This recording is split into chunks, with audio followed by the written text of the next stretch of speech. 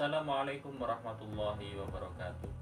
Perkenalkan, nama saya Sulaiman, mahasiswa PJJ IAIN Syekh Nurjati Cirebon, kelas A16. Di sini saya akan menjelaskan tentang ruang lingkup usul at-tarbiyah yang dipimpin langsung oleh Bapak Muklisin.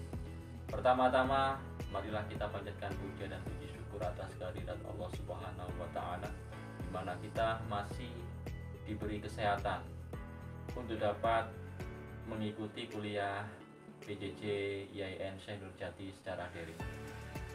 Kedua kalinya sholawat serta salam tetap tercurahkan atas baginda kita Nabi Muhammad SAW. Pertama, kita lihat dulu pengertian dari ruang lingkup usul at-tarbiyah. Usul artinya landasan, dasar, pokok. Sedangkan at-tarbiyah adalah pendidikan. Untuk tarbiyah sendiri mempunyai tiga pengertian, di mana robba yarbu berarti bertambah atau tumbuh. Sedangkan robba yarbiya yarba berarti memiliki arti berkembang. Untuk yang ketiga, arti yang ketiga dari pengertian tarbiyah adalah robba yarubu, yang artinya memperbaiki. Tetapi di sini pemateri mengartikan at-tarbiyah dengan pendidikan Islam.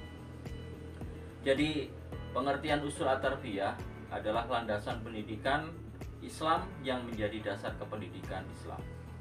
Itu secara secara pengertian. Ada dalil tentang at-tarbiyah dijelaskan dalam Al-Quran dan hadis Nabi Muhammad SAW. Adapun dalil yang bersumber dari Al-Quran terdapat pada surat Al-Imran ayat 79 yang berbunyi, A'udzubillahi minasyaitonirrajim, Bismillahirrahmanirrahim.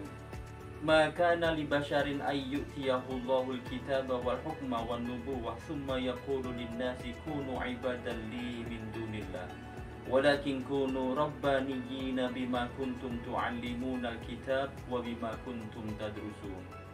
Artinya adalah tidak mungkin bagi seorang yang telah diberi kitab Allah serta hikmah dan kenabian kemudian dia berkata kepada manusia, jadilah kamu penyembahku, bukan penyembah Allah, tetapi dia berkata, jadilah kamu pengabdi-pengabdi Allah karena kamu mengajarkan kitab dan karena kamu mempelajarinya. Artinya begini.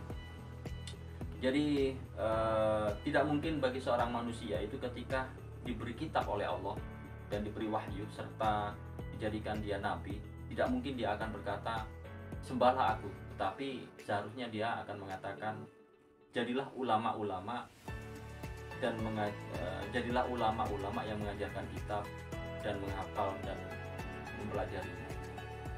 Adapun dalil yang kedua dalam Al-Quran disebutkan pada surat Al-Alaq ayat 1-5 yang berbunyi, A'udzubillahi minasyaitonirrajim, Bismillahirrahmanirrahim. Iqra bismi rabbikal ladzi khalaq, khalaqal insana min 'alaq, Iqra wa rabbukal akram, alladzi 'allama bil qalam, 'allamal insana ma lam ya'lam. Yang artinya, bacalah dengan menyebut nama Tuhanmu yang menciptakan. Dia telah menciptakan manusia dan segumpal darah. Bacalah, dan Tuhanmu lah yang maha pemurah, yang mengajarkan manusia dengan perantara kalam. Dia mengajarkan kepada manusia apa yang tidak diketahui. Sedangkan dalil yang berasal dari hadis Nabi diriwayatkan oleh Hakim sebagaimana yang berbunyi, A'udzubillahi minasyaitonir Bismillahirrahmanirrahim. Manahala walidun waladan min nahlin afdhala min adabin hasanin. Yang artinya tiada suatu pemberian yang lebih utama dari orang tua kepada anaknya selain pendidikan yang baik. Jadi hadis ini sudah jelas tugas dari seorang pendidik adalah bagaimana mendidik anak-anaknya atau anak didiknya dengan baik.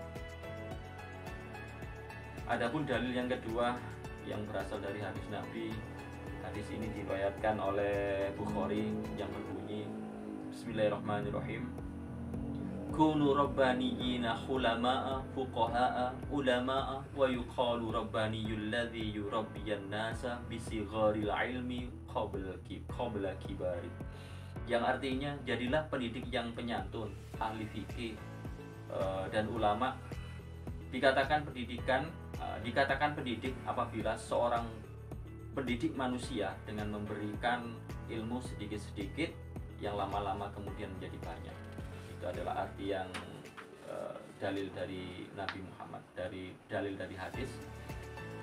Fungsi dan tujuan usul at-tarbiyah di sini adalah, fungsi yang pertama adalah sebagai rujukan penyusunan ilmu-ilmu pendidikan Islam. Jadi fungsi dari at-tarbiyah itu sendiri dijadikan rujukan, bahan rujukan dari penyusunan ilmu-ilmu pendidikan Islam. Sedangkan fungsi yang kedua adalah pengembangan ilmu pendidikan Islam. Sedangkan tujuan daripada usul at-tarbiyah yang pertama adalah dasar ilmu pendidikan Islam, sebagai dasar ilmu pendidikan Islam, dan yang kedua adalah sebagai pegangan para ahli dan aktivis dan sivitas akademik pendidikan Islam. Itu adalah fungsi dan tujuan dari usul at-tarbiyah itu sendiri.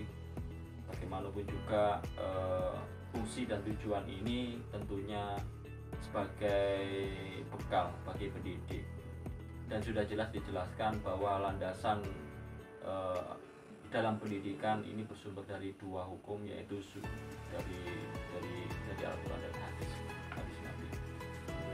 Demikian penjelasan yang dapat saya sampaikan, kurang lebihnya saya mohon maaf dan terima kasih. Saya akhiri, wallahu muwaffiq ila aqwamit thoriq. Wassalamualaikum warahmatullahi wabarakatuh.